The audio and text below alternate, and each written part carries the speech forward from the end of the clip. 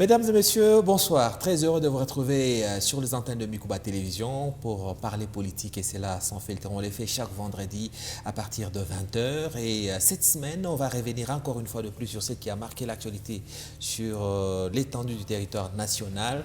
Et vous le savez, le débat a tourné autour de la révision ou le changement de la Constitution.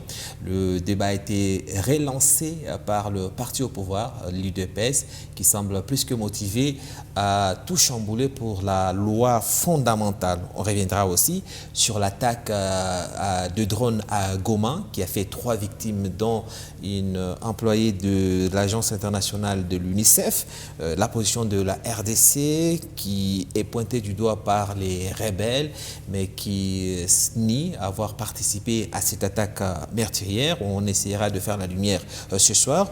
On reviendra aussi sur cette proposition de la révision de la loi électorale qui vise à interdire le multiple candidature aux élections générales en RDC.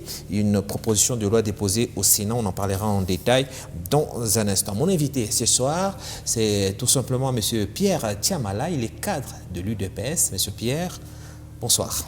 Bonsoir, Monsieur Alain, et bonsoir à tous ceux qui nous suivent en ce moment. Et bonne fête à toutes les mamans. Toutes les femmes. Toutes les femmes. Merci. L'UDPS, votre parti qui est au pouvoir, semble plus que jamais motivé à modifier ou à changer la constitution de la République démocratique du Congo. Toutes les batteries semblent être mises en marche et on s'attaque à tous ceux qui sont de l'Union sacrée, qui s'opposent à cette ligne-là. La première question que j'ai envie de vous poser, c'est de nous fixer d'abord. On parle du changement de la Constitution à l'UDPS ou de la modification de la Constitution? Merci beaucoup pour la question. Je crois que je fais partie des partisans de ces changements. Pour vous dire qu'à l'UDPS, nous parlons du changement. Vous vous souviendrez qu'en 2006, si je ne me trompe pas, lors du référendum, l'UDPS avait demandé les peuples congolais de voter non pour la constitution actuelle. Il s'est fait que la majorité avait voté oui pour la constitution et s'était imposé à tous. Le président Étienne Tshisekedi de Derez Mémoire à l'époque avait dit, donc la position de l'UDPS était qu'une fois l'UDPS au pouvoir, on devrait revoir cette loi fondamentale puisque pour nous, elle ne reflétait pas réellement le contexte ou notre pays. Comme vous le savez, cette constitution a été rédigée à l'étranger et visiblement avec un texte qui avait été importé aussi de l'étranger, imposé aux Congolais et pour résoudre un problème de l'époque. Ce problème était lequel? C'était la dislocation que connaissait le pays et on a essayé de mettre dans cette constitution les soucis ou le besoin des belligérants. Maintenant que l'UDPS est au pouvoir, je pense que la logique serait de revenir au cas de départ. Le cas de départ, c'est avoir une nouvelle constitution. C'est ça, c'est que l'UDPS avait promis au peuple congolais. Et je crois que c'est la meilleure des choses que le président Félix Antoine Tshisekedi peut nous offrir comme cadeau. Et en ce moment-là, nous allons dire vraiment que les choses peuvent maintenant bien redémarrer. Il y a des choses qui sonnent faux, vous m'excusez l'expression, dans ce que vous affirmez, enfin, qui sont contradictoires. À la fois, vous dites que vous reconnaissez que l'actuelle constitution a été votée par la majorité des Congolais, mais que vous, IDPS, vous n'étiez pas d'accord. Bien évidemment, vous aviez boycotté le référendum. Donc aujourd'hui, c'est une question de l'UDPS contre la majorité des Congolais qui avaient adopté cette constitution. Merci beaucoup. Je l'ai bien précisé que cette élection, le référendum qui avait donné comme résultat la constitution que nous avons actuellement, avait été voté selon le résultat présenté à ce moment-là par la CENI, par la majorité des Congolais. Maintenant, les choses ont évolué. Qu'est-ce qui a évolué par rapport au référendum? Il y a eu référendum, vous reconnaissez que la majorité des Congolais ont voté pour, sauf l'UDPS. Mais quand vous parlez de la majorité, nous savons tous les conditions dans lesquelles ces élections étaient organisées. Quelles conditions? C'est les élections qui étaient triquées, dont les résultats étaient contestés même à l'interne, tout comme au niveau international. Le référendum était truqué. Mais vous ne vous rappelez pas que pendant ce temps, pendant cette période, il y a eu un rapport de la SEMCO, un rapport des organisations internationales qui ont contesté l'organisation de ces référendums. Ça, ce n'est pas le problème. Aujourd'hui, nous sommes en 2026. Le peuple congolais est dans les droits de réfléchir sur son avenir. Le chef de l'État l'avait dit autrefois, on ne peut pas empêcher un peuple de réfléchir. Nous sommes en droit de réfléchir sur notre avenir, voir qu'est-ce qui a marché, qu'est-ce qui n'a pas marché. Je peux vous donner un exemple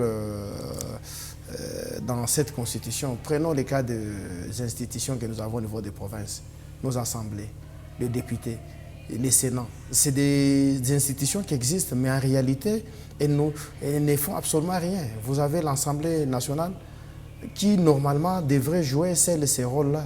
Mais le même texte quitte l'Assemblée nationale et va au Sénat. Juste cette lecture nous coûte des millions chaque fin du mois, chaque année. Et au niveau de la province, nous avons le même problème. C'est un cas parmi tant d'autres.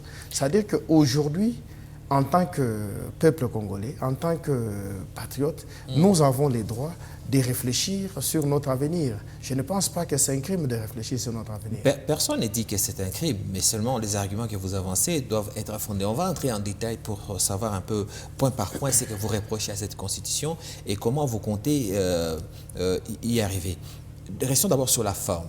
Est-ce qu'aujourd'hui, toutes les conditions sont réunies à la fois pour discuter de cette question et pour arriver au changement de la Constitution? Non, mais toutes les conditions, c'est lesquelles? Et les conditions, on ne peut pas empêcher aux Congolais de réfléchir. Oui, donc, mais il y a bien des conditions. Nous sommes dans un pays réglementé. Et qui dit réglementation mais dit... Ici, il s'agit d'une réflexion. Donc, on n'a pas, dans la Constitution, il n'est pas interdit aux Congolais de réfléchir. Mais c'est justement dans cette réflexion. Est-ce que quand vous y réfléchissez, est-ce que vous pensez que le moment est d'abord bien choisi pour avoir ce genre de réflexion? Il y a quand même l'ordre de priorité dans une république pour un parti au pouvoir par rapport au type de réflexion. Vous êtes au pouvoir. Est-ce que vous pensez que ce à quoi vous devez vous concentrer en termes de réflexion, c'est d'abord la révision de la Constitution ou le changement de la Constitution? Est-ce que, je repose ma question, les conditions pour la réflexion et pour le changement de la Constitution sont en ce moment réunies? Non, mais je l'ai dit, il s'agit d'une réflexion. On ne peut pas empêcher. C'est pendant cette période d'ailleurs que nous devons réfléchir puisque nous avons autant d'éléments, que ce soit au niveau de la Constitution ou au niveau du pays. Vous êtes sans ignorer que notre pays fait face à une agression rwandaise. Ouais. Et c'est aussi pendant ces moments que nous devons réfléchir sur les mécanismes, les failles, qu'est-ce qui ont fait au lieu de nous défendre, nous défendons. Là, c'est l'aspect militaire, l'armée fait son travail.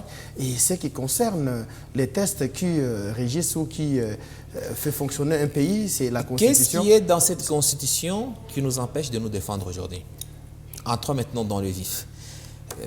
Vous dites, on doit réfléchir parce que nous sommes agressés, le moment est bien choisi.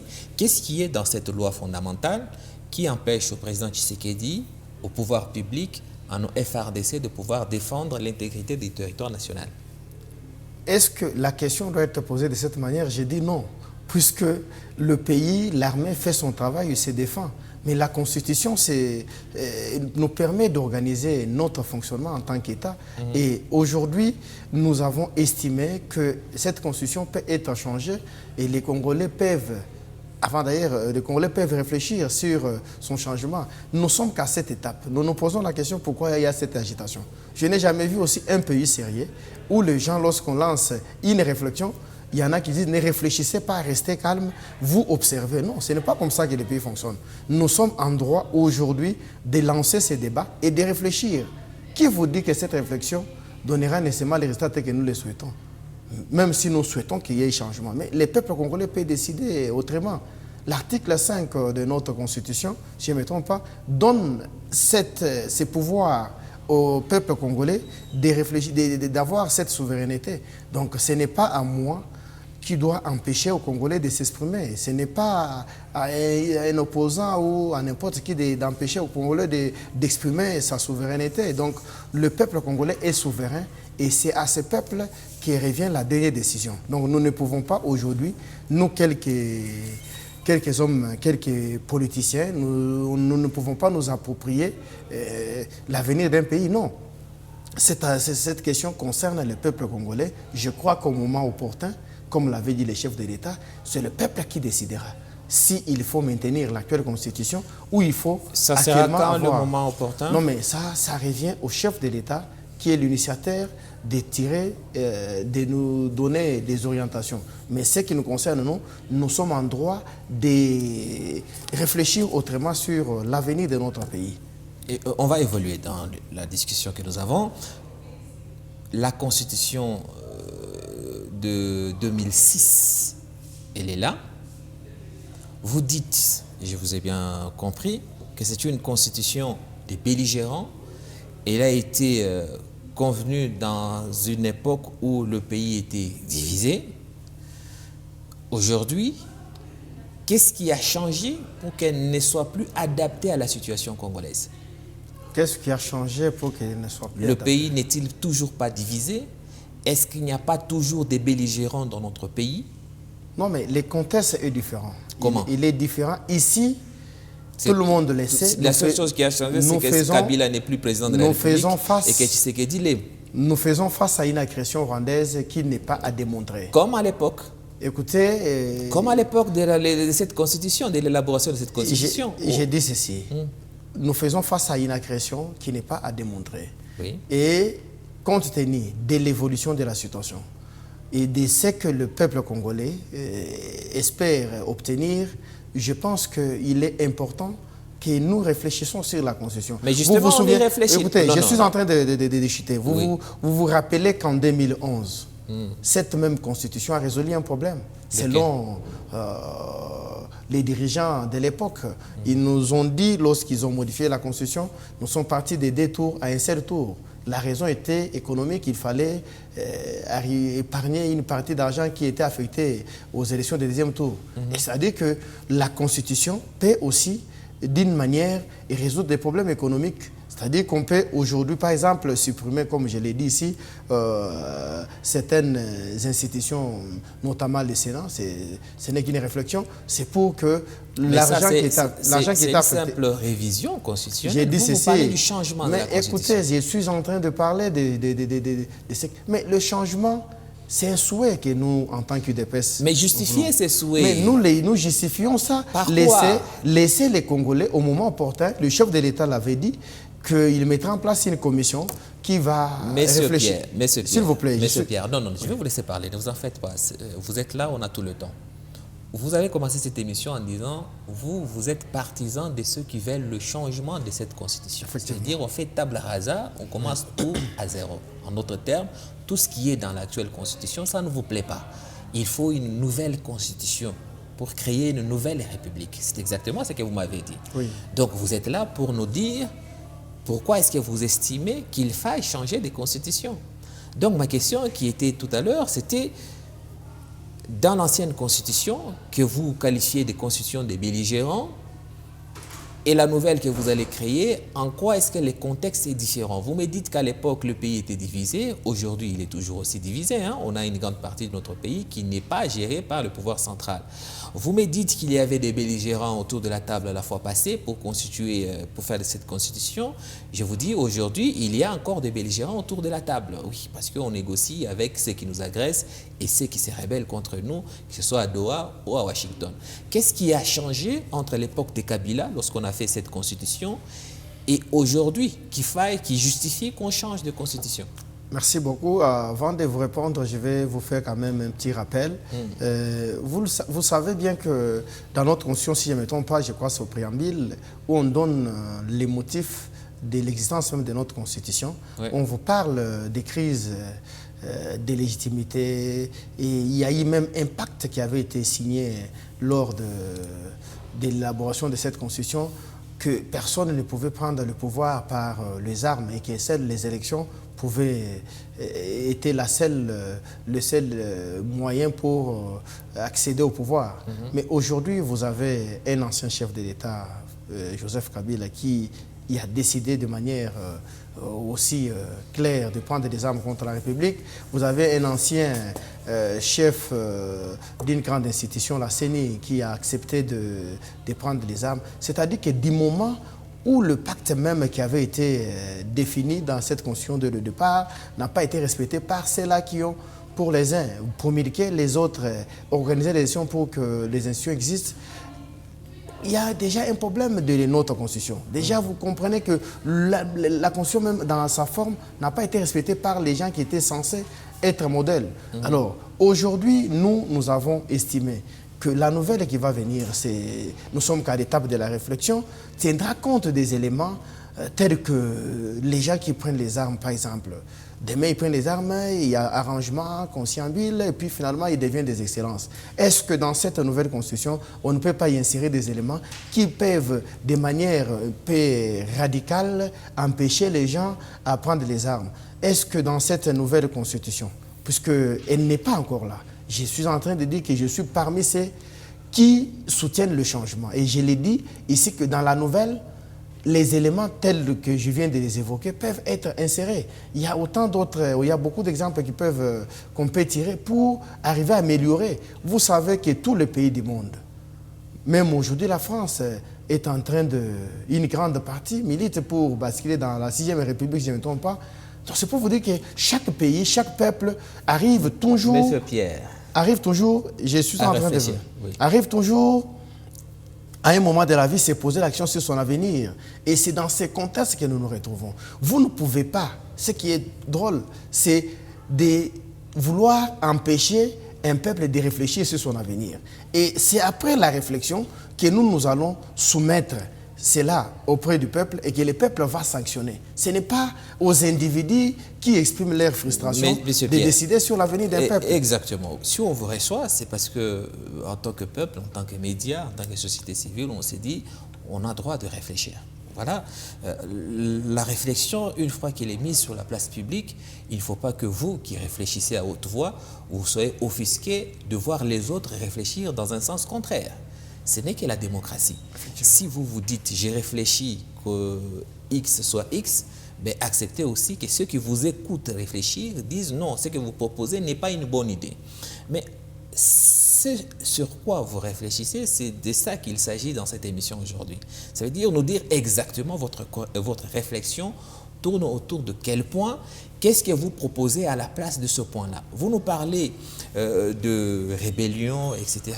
Est-ce que vous êtes en train de nous dire que l'actuelle constitution favorise ou autorise des rébellions?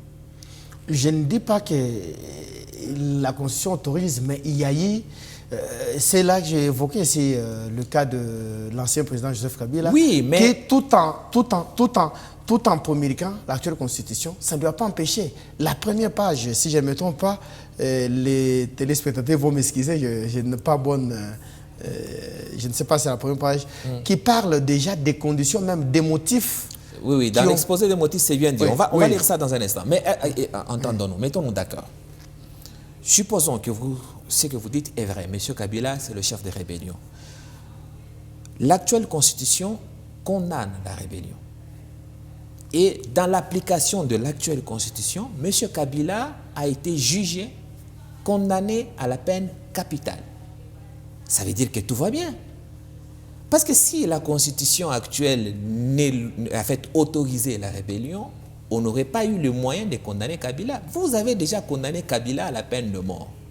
Ça veut dire que les textes actuels de la République frappent ceux qui vont en rébellion. Monsieur Nanga est condamné à mort grâce à l'actuelle constitution, selon la justice congolaise. Maintenant, qu'est-ce que vous allez modifier qui soit plus que la peine de mort que les textes actuels vous autorisent? je crois peut-être que vous n'arrivez pas à me comprendre. Ben je oui. vous ai dit ici que l'actuelle constitution Oui. présente un certain nombre de failles Mais qu'on ne saura pas énumérer ici. Non, je peux vous parler de l'article... restons sur les cas de rébellion. Oui, écoutez, restons sur les cas de rébellion. Écoutez, vous dites que l'actuelle constitution semble ne pas être suffisamment sévère envers ceux qui se rebellent contre la République.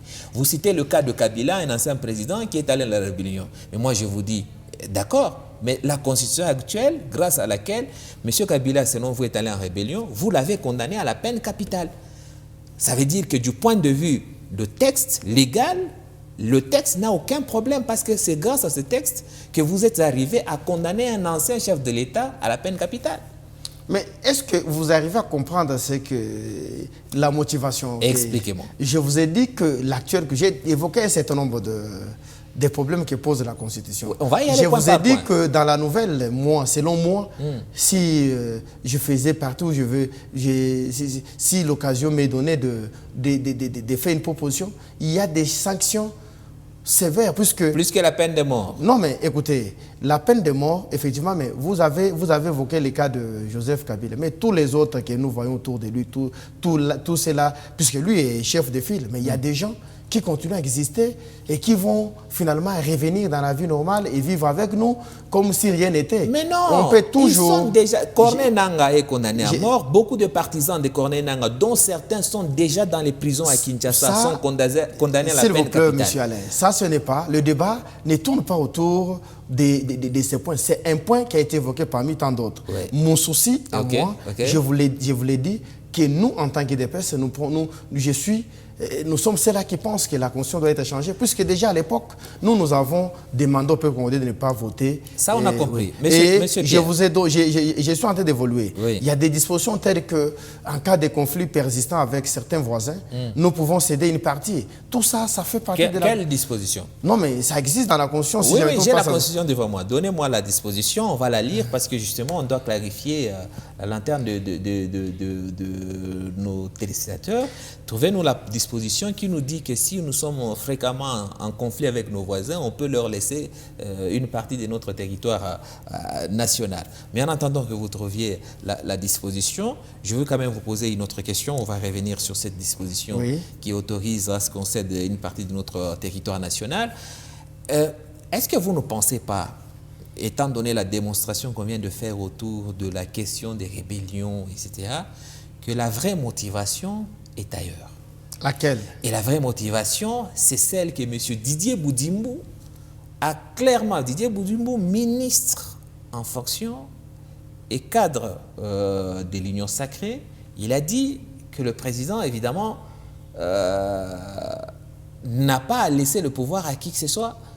Il va donner le pouvoir à qui, et c'est lui à qui il va donner, c'est pour faire quoi avec? Donc, le troisième mandat, c'est très clair. Et cette campagne pour le troisième mandat, ça semble être celle-là, la grande motivation qui vous anime pour le changement de la Constitution. Parce que quand on va dans le détail, vous ne semblez pas avoir des arguments qu'il faut.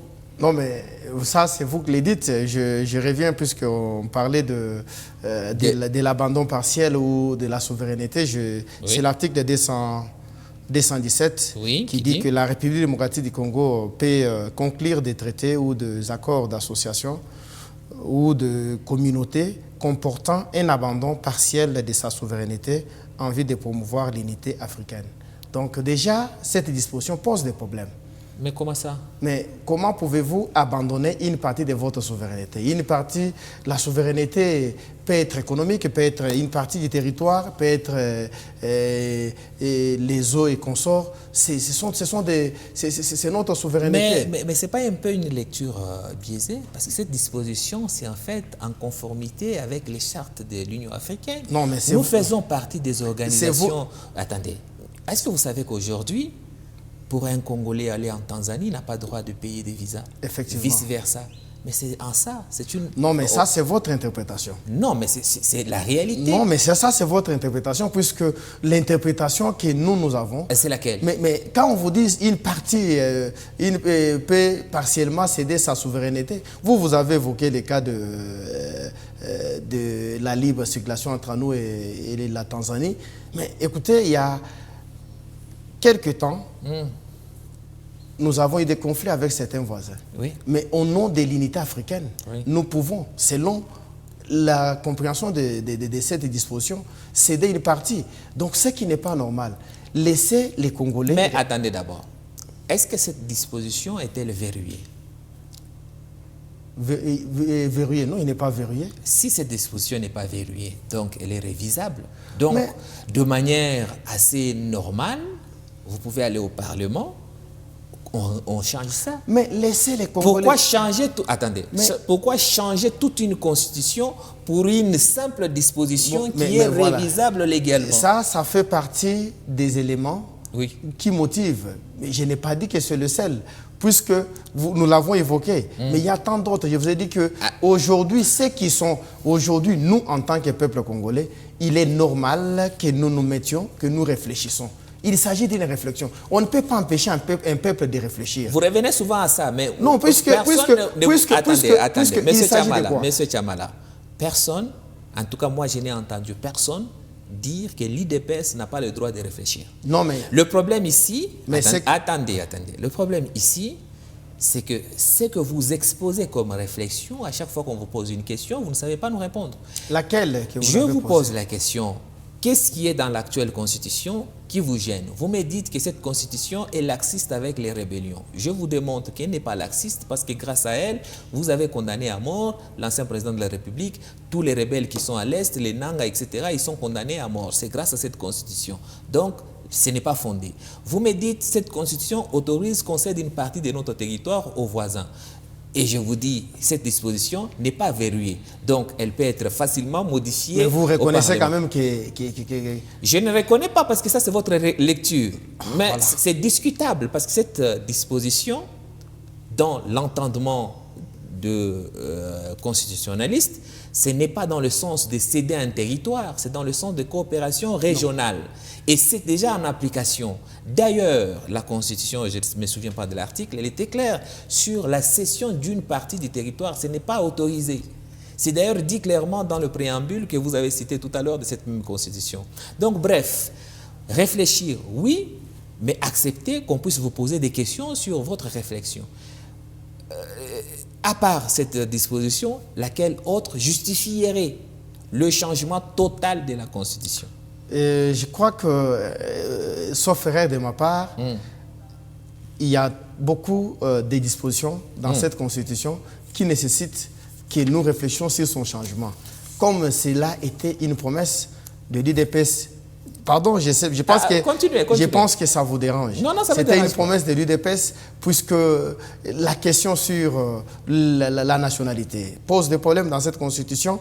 On ne sait pas, est-ce qu'aujourd'hui, Alain Saint-Pierre, qui vit ici, et demain se déplace, va en Afrique du Sud ou dans un pays X, change de nationalité et revient ici, pose-t-il, est-ce qu'il est congolais ou il n'est pas? Nous avons des problèmes aussi de ce côté-là. Il y a autant de problèmes qui doivent être éclaircis et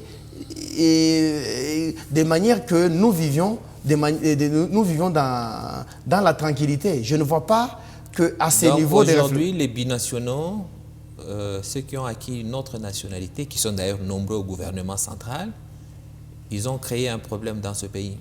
Mais ils n'ont pas créé un problème. Mais vous savez que chaque fois, nous avons connu le cas de celui qui est en prison, c'est quoi, Roger Lumbala. Il pose un acte, lorsqu'il est arrêté, il devient un sujet français. Oui. Vous voyez un peu ça? Et c'est pour ça qu'il faut qu'on change de constitution. Je n'ai pas dit que c'est pour... Est-ce qu'on peut... Ce sont les arguments que vous avancez. Est-ce qu'on peut s'entendre? Puisque j'ai comme impression que vous pensez que cette disposition que je donne, c'est ça là. Non, je suis en train de vous évoquer un certain nombre de problèmes que nous avons dans la Constitution qui doivent être débattus, où les gens doivent réfléchir sur l'avenir. Qu'est-ce qu'on peut faire? Est-ce qu'aujourd'hui, de manière claire, puisque vous avez évoqué ceux qui sont dans le gouvernement, moi je ne les connais pas, mais ils les font peut-être de manière frauduleuse, pas peut-être, ils le font de manière frauduleuse, puisque l'article parlant de la Constitution dit que la nationalité congolaise est une exclusive. Oui. Mais aujourd'hui, quand vous avez quelqu'un qui, tout en étant, qui a déjà acquis une... Il y a beaucoup de Belges et de Français dans notre gouvernement. C'est ça que je dis, mais tout ça, c'est des problèmes. C'est des problèmes. C'est pourquoi lorsque vous avez des problèmes avec ces gens, ne soyez pas surpris dès matin qu'on vous dise que c'est un citoyen Français, un citoyen américain qui est arrêté. Mais aujourd'hui, nous sommes devant ces tests qui créent de l'ambiguïté, qui créent de flou. Mais nous devons nous-mêmes nous mettre... C'est un problème majeur aujourd'hui en RDC, le fait qu'il y a des gens qui ont des nationalités, qui ont acquis des nationalités étrangères aujourd'hui. Donc, devant l'insécurité, il y a eu même la semaine passée un bébé tué à Kinshasa, les inondations, la famine. Sur cette liste-là, vous mettez un problème des nationalités de quelques dignitaires de ce pays. Voilà encore. Mais on ne gère pas la République de cette manière. Ah, on la gère comment? Si vous devez penser que puisque un bébé est mort suite aux inondations et que... Non, juste suite à l'insécurité, il a été tué par balle. Oui, mais si c'est... vous pensez que ça doit empêcher les gens à réfléchir sur l'organisation de l'État. La sécurisation des binationaux. Sur l'organisation de l'État, mais ça, c'est une mauvaise lecture. Je reviens sur la question du ministre Didier Boudimbo. Ouais, vous avez évoqué qu'il a clairement parlé de... Mais cette question aussi, c'est une question fondamentale qui se pose. Les Congolais se demandent aujourd'hui, le président Félix qui, visiblement, fait un travail qui est apprécié par un grand nombre de Congolais. Et les gens se posent la question, c'est aussi un droit. Après le président Félix, on va placer confiance à qui? Tous ces opposants que vous voyez là, ils sont le même. Ils réfléchissent.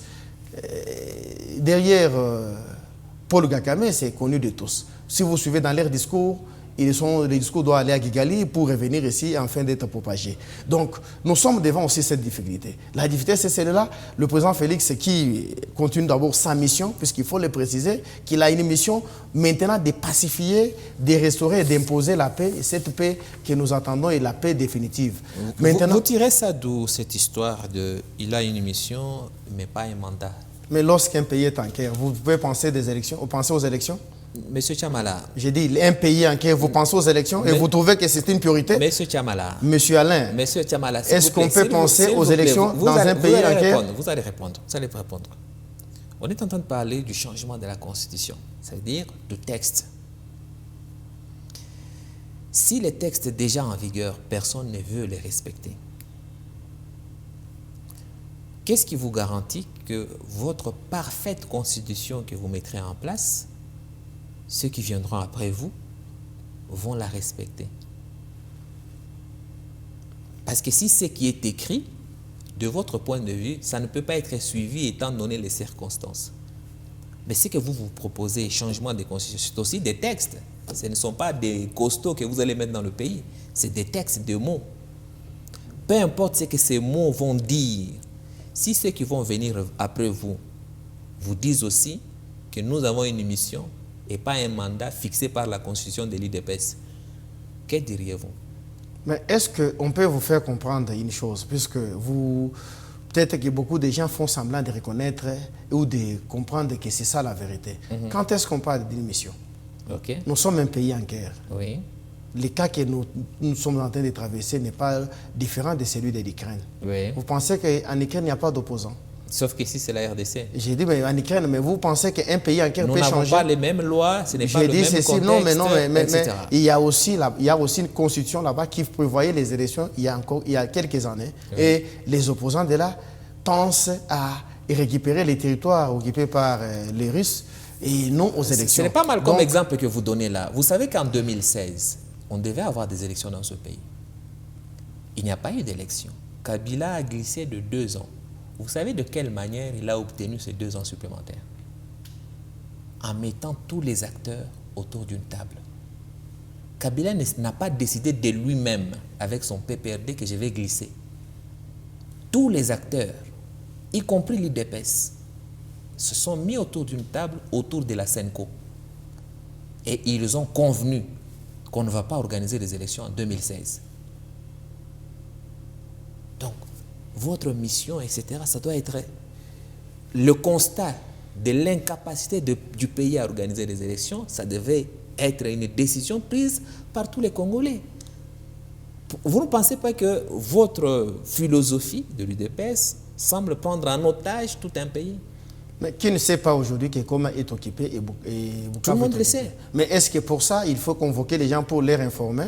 Tout le monde Pas sait pour que... leur informer, tout le monde sait que... pour avoir une s'il vous décision plaît, commune. c'est l'exemple que vous venez de donner est largement différent, puisque en 2016, pour des raisons que tout le monde connaissait, puisque Kabila devrait mettre en place son mécanisme qui pouvait lui permettre, même au-delà de son départ, exister. Malheureusement, ça n'a pas fonctionné. C'est ce qui a fait la prolongation de 2 ans, puisqu'il n'y avait aucune raison valable dans tout ça. Vous savez dans quelles conditions cet accord a été obtenu? Oui. C'était par force ou c'était truqué aussi? C'était, j'ai dit, dans quelles conditions? Oui. C'est pour sauver la paix qu'Étienne Tshisekedi avait finalement accepté que ça... et sauver le pays, que ça soit... Mais au moins, Kabila, le diable, il avait eu le mérite de vous inviter autour d'une table. Est-ce qu'on s'entend? Aujourd'hui, le pays est agressé. Vous, sur ce plateau, vous me dites que les contextes et les conditions ne sont pas réunis, nous sommes en guerre. Qui vous a informé que nous sommes en guerre?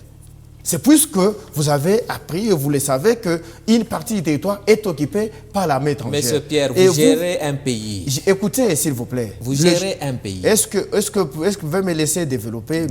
Puisque tout le monde le sait. Et ici, on n'a pas imposé à quelqu'un, mais nous disons, c'est que beaucoup font semblant de dire que le président de la République va continuer sa mission de pacifier et de restaurer, ad vitam aeternam, jusqu'à ce qu'il aura fini. Si ça prend 30 ans, il restera au pouvoir. Est-ce qu'aujourd'hui, nous pouvons parler des élections?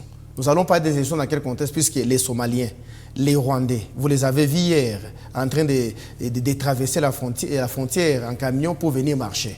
Et ces gens vont venir, et c'est comme ça les jours de l'enrôlement.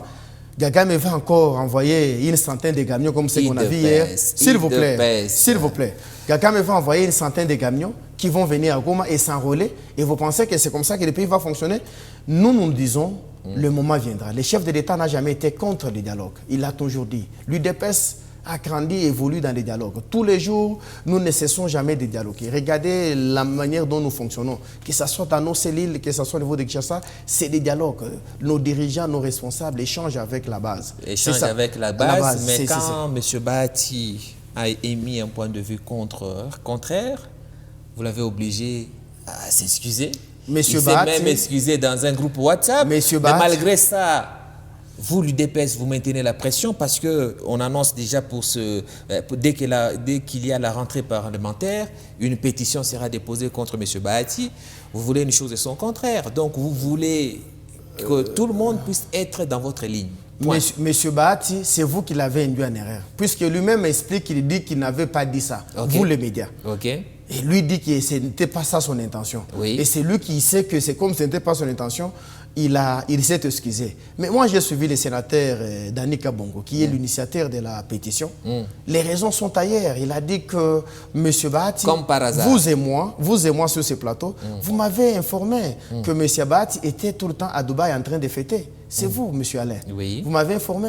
Et parmi les raisons qu'on lui reproche par l'initiateur de la motion, c'est d'avoir fêté son anniversaire. Non, ce n'est pas d'avoir fêté. Il dit qu'il est tout le temps absent dans son bureau. C'est-à-dire que les sénateurs qui lui reprochent des choses qui n'ont rien à voir avec ce qui s'est passé.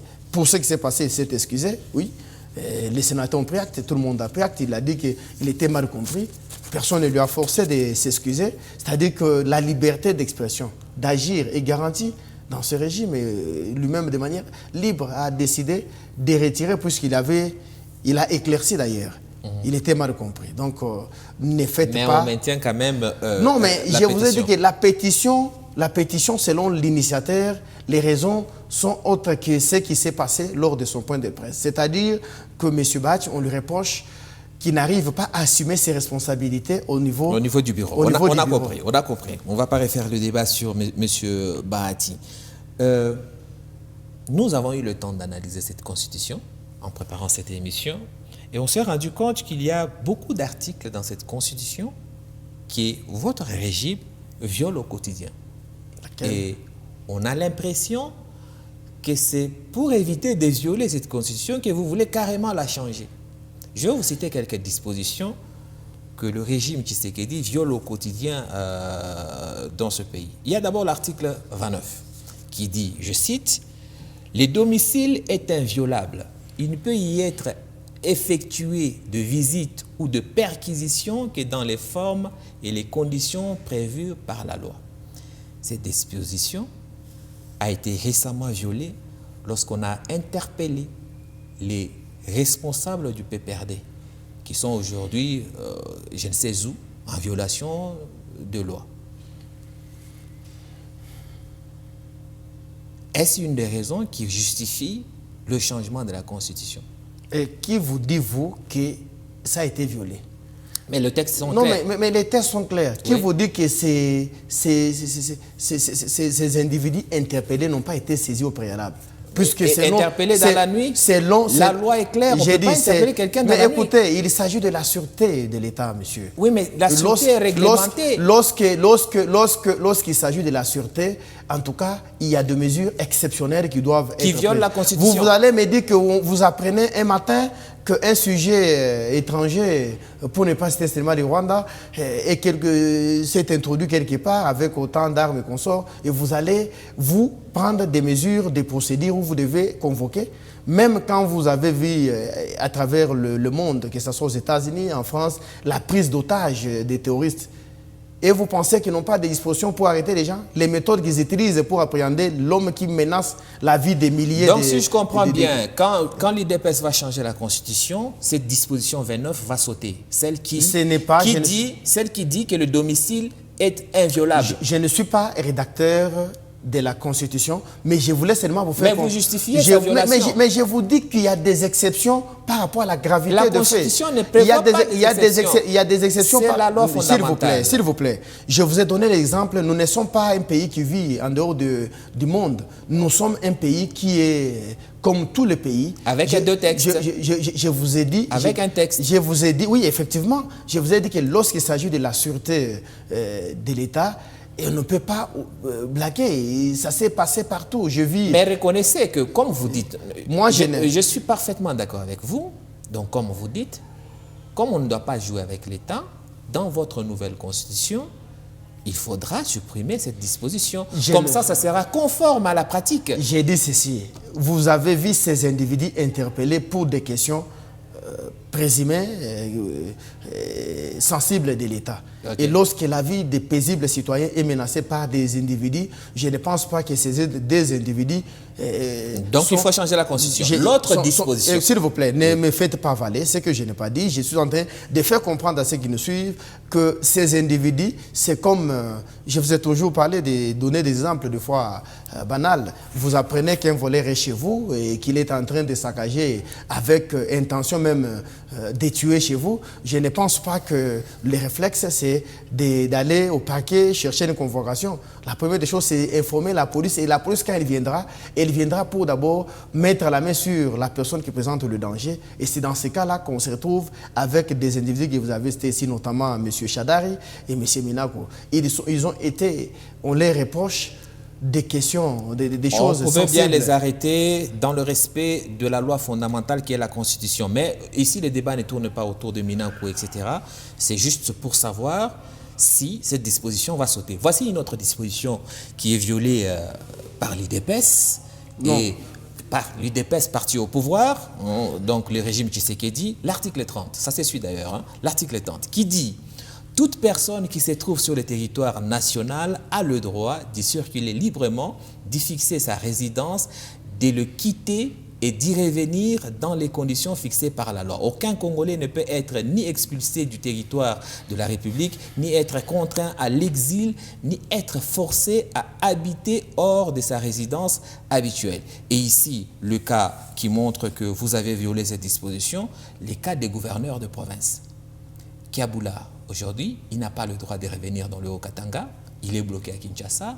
C'est arrivé aussi avec Richard Mouyej, qui a été bloqué des mois à Kinshasa. Il n'a pas le droit de revenir à Kolwezi, où se trouve sa résidence. Une autre violation qui justifie le changement de la Constitution? J'aimerais commencer par le cas de Richard Mouyej. Je n'ai pas assez d'éléments autour de cette question, mais je sais que Pour moi, c'est quelqu'un qui a choisi de vivre comme les autres en dehors du pays. C'est un choix aussi, ça fait partie de la liberté. Il a été bloqué à Kinshasa. Il n'avait pas le droit de rentrer à Kolwezi. Je n'ai pas ces informations, mais en ce qui concerne le gouverneur Kiaboula, je pense qu'il a été convoqué par sa hiérarchie. Et il n'a pas le... Est-ce qu'il a le droit... Est-ce qu'il peut revenir demain à Lubumbashi? Lui, je pense, selon des informations, qu'il a une résidence à Kinshasa et qu'il vit bien là-bas. Mais est-ce qu'il a le droit d'aller à Lubumbashi? Est-ce que vous lui avez interrogé? Oui. Qu'il vous a dit, mais si c'est pour des raisons de sa sécurité qu'on lui demande de ne pas se rendre à Lubumbashi, quel est le mal? Puisqu'il peut se rendre à Lubumbashi et être peut-être... ça s'appelle violation. Non, ce n'est pas violation. C'est une violation. L'État aussi a comme rôle de prévenir sur certaines... Si aujourd'hui, sa sécurité qui n'a pas le droit de descendre. Non, mais si sa sécurité est en danger, l'État a le droit de les protéger. Okay. Je ne pense pas que... Et sa sécurité est menacée par qui? Non, mais écoutez, vous savez qu'il y a eu beaucoup de problèmes à Lubumbashi et qu'il y a des gens qui jurent que sur l'agression physique du gouverneur Kiaboula. Et je crois que si, je parle au conditionnel, si l'État estime que pour des raisons sécuritaires, il doit être... on doit l'empêcher, puisque je le vois qu'il lui-même ne s'est pas plaint. Et si, pour des raisons sécuritaires, on dit qu'il ne puisse pas se rendre là-bas, c'est aussi le rôle de l'État. Autre disposition que vous violez. J'ai au moins une trentaine de dispositions, mais on va prendre 5 seulement. 34 de la Constitution. La propriété privée est sacrée. L'État garantit le droit de la propriété individuelle ou collective acquis conformément à la loi et à la coutume. Il encourage et veille à la sécurité des investissements privés, nationaux et étrangers. Nul ne peut être privé de sa propriété que pour cause d'utilité publique et moyennant une juste préalable indemnité octroyée dans les conditions fixées par la loi. Nul ne peut être saisi en ses biens qu'en vertu d'une décision prise par une autorité judiciaire compétente. Ici, je vais prendre des cas de violation de cette disposition concernant 2 provinces, Kinshasa et le Lualaba. À Kinshasa, on détruit des maisons de gens sous prétexte qu'ils ont construit dans l'emprise de l'État sans aucune décision judiciaire. Au Lualaba, on prévoit de détruire des maisons, vous connaissez le cas de la cité RVA, sans aucune décision judiciaire, en violation flagrante de cette disposition de la Constitution. Est-ce là aussi une motivation pour changement de cette Constitution? Mais vous savez, je vais beaucoup plus parler du cas de Lualaba. Je pense que nous devons toujours, vous en tant que médias, vous devez toujours aider la population à maîtriser certaines notions élémentaires. Je ne sais pas si cette partie que vous avez évoquée de la RVA était réellement par une décision de la province destinée à être logée et lotie plutôt. Donc, selon ce que j'ai appris, cette partie, beaucoup de ceux qui se sont retrouvés là-bas se sont arrangés avec les chefs coutumiers. Il y a aussi un problème de ce côté-là. Et malheureusement, il y a toujours des gens qui se faufilent et qui vont être... D'accord avec vous, mais la Constitution dit seul un juge peut décider. S'ils ont acquis illégalement, c'est la justice qui doit dire vous n'avez pas le droit d'être ici. Et là, on détruit. On leur avait donné l'occasion de saisir la justice. Je crois qu'ils étaient devant le tribunal et la décision était... est sortie. La décision n'était pas sur le fond, c'est sur la forme. Oui, mais c'est ça aussi la justice. Ouais. C'est-à-dire que lorsque... Sur le fond, on reste dans la violation de la Constitution. Mais écoutez, ça aussi c'est un problème qui, finalement, je n'ai pas ici nous devons quand même quitter l'esprit que vous voulez m'amener.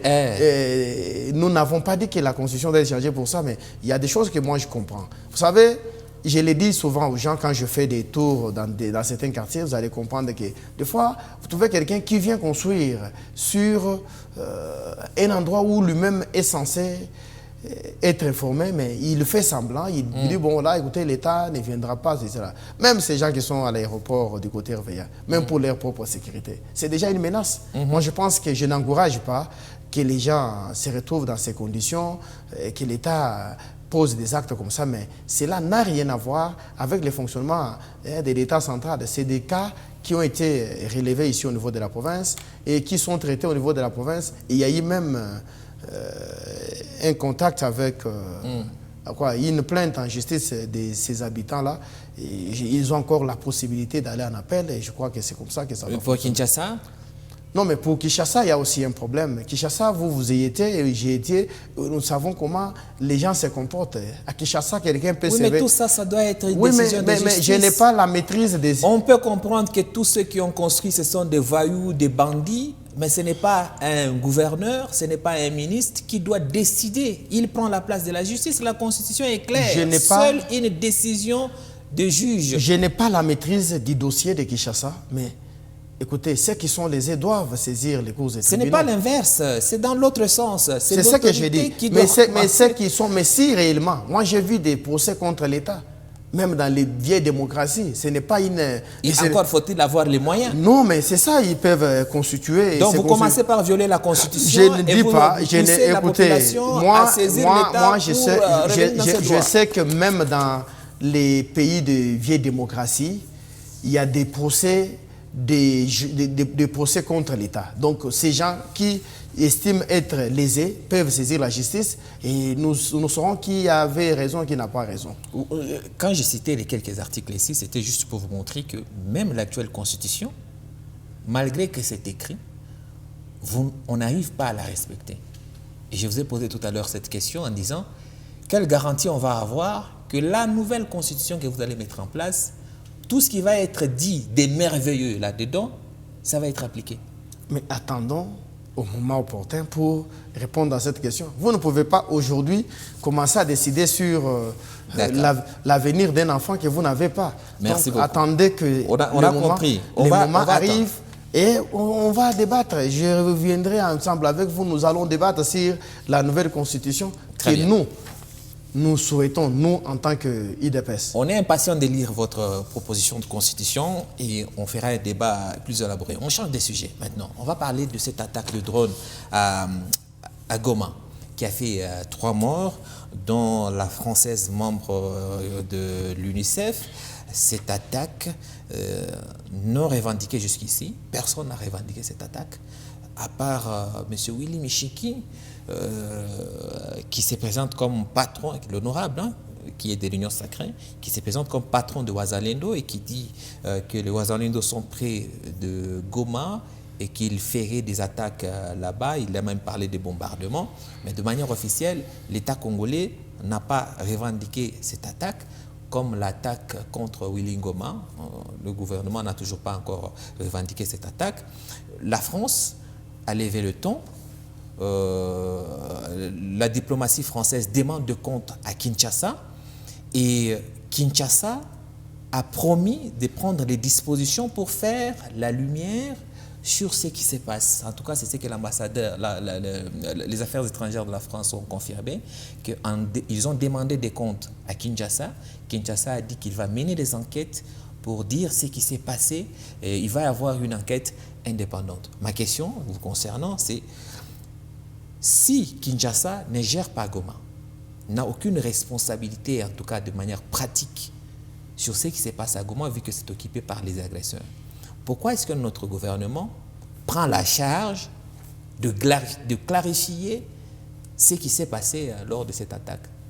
Je ne l'ai pas suivi, mais je dois quand même analyser comme Congolais. Mais je veux aussi vous dire que ce qui s'est passé à Goma, c'est regrettable, mais vous avez parlé de la revendication, mais ça, c'est les comportements du père. Le père qui est le Rwanda et le fils qui est le M23.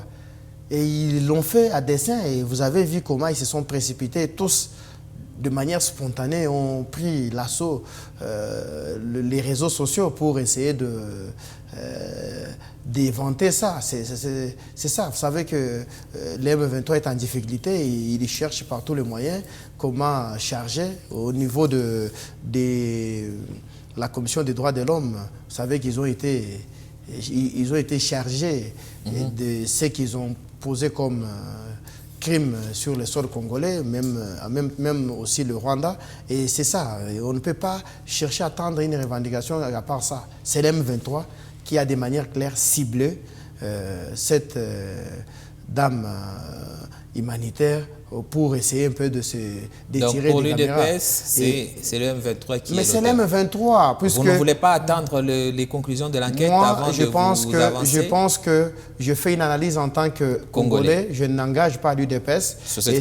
Et c'est ce que j'ai dit, que c'est l'M23 dans son comportement. C'est pourquoi vous avez vu ce qui a été fait hier comme théâtre de marche. Vous avez vu des centaines et des milliers de camions quitter les Rwandais pour... C'était des marches forcées. Mais certains vous diront aussi que quand il y a un meeting du chef de l'État, quand le chef de l'État descend en province, ceux qui sont en province savent comment on les mobilise pour obligatoirement aller accueillir le chef de l'État. On n'oblige personne. Le chef de l'État, lorsqu'il arrive... Vous êtes un politique, vous le savez. Les chefs de l'État, lorsqu'il arrive, c'est l'amour qu'a la population. C'est l'accueil spontané. Il n'y a pas de camions, spontané, des bus. on ne le fait pas. Mais la population elle-même imprime des calicots et prend des drapeaux des partis pour aller accueillir le président. Écoutez, s'il vous plaît, si les gens qui sont à qui s'en fout saisir l'autorité provinciale qui veulent participer à l'accueil du chef de l'État, on ne les a pas forcés. Et l'autorité, dans sa bonne foi, en tant que maman, peut décider de leur envoyer le transport. Je ne pense pas que c'est un problème. L'attaque a eu lieu à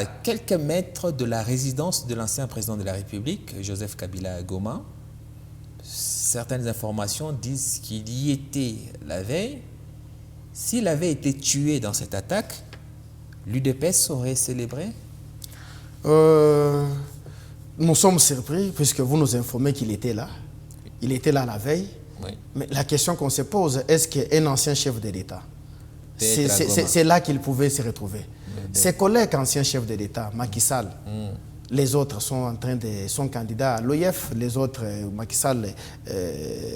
Vous ne répondez pas à la question. Non, je réponds à la question aux Nations Unies. Je voudrais quand même que les gens comprennent comment un chef d'État peut commencer aujourd'hui à apparaître... Ancien chef d'État plutôt, peut commencer à apparaître dans une brousse, visiblement comme quelqu'un qui est en fuite. S'il avait été tué à Goma, est-ce que l'UDPS aurait célébré? Écoutez, l'ancien chef de l'État a fait un choix, c'est lui de prendre les armes contre la République et à lui de tirer les conséquences. Vous ne pouvez pas charger l'UDPS qui l'a vu, qui avait mis tout, qui avait laissé Joseph Kabila. Joseph Kabila était libre. Et quand Augustin Kabouya, mon secrétaire, avait dit que Kabila a fui, et beaucoup ne lui avaient pas fait confiance. Et tous nous, on attendait Kabila qui était parti aux études, qu'il allait revenir ici. Avec les diplômes. Avec les diplômes, mais malheureusement, on le voit à Très rapidement, j'ai envie d'avoir votre réaction sur la proposition du sénateur Norbert Bassengezi qui propose de réviser la loi électorale pour interdire les multiples candidatures. Ces gens qui posent des candidatures aux municipales, provinciales, nationales, etc. Et ils sont élus à tous les niveaux. Il veut qu'on puisse interdire ça dans la réforme de la loi électorale. Vous êtes d'accord avec lui? Je suis tellement d'accord et je suis parmi les gens qui ont beaucoup milité pour ça, puisque depuis un temps, nous vivons l'escroquerie. C'est de l'escroquerie pire et simple. Beaucoup de ceux qui siègent aujourd'hui, que ce soit au niveau provincial ou quoi, mais des gens qui n'ont jamais, pas même un discours, ils sont à la maison et pour les uns, c'est les enfants des papas qui sont, je ne sais pas, tout le temps aux plages en train de jouer, comme ce papa qui a mis son nom derrière. Demain, vous le voyez là-bas, il s'est fait appeler honorable. Et c'est pourquoi vous regardez que la qualité du débat est tellement médiocre, puisque nous avons des gens comme ça. Et la même famille peut avoir 6 postes, 10 postes, plus de nominations. Et finalement, c'est une prise d'otage. Merci beaucoup, monsieur Pierre Tchamala. Je rappelle que vous êtes cadre de l'UDPS. Merci d'avoir accepté notre invitation. C'est moi qui vous remercie, monsieur Alain. Merci aussi à vous pour votre fidélité. Politico est à retrouver en rediffusion tout ce week-end. Nous sommes disponibles sur l'application du groupe Canal+.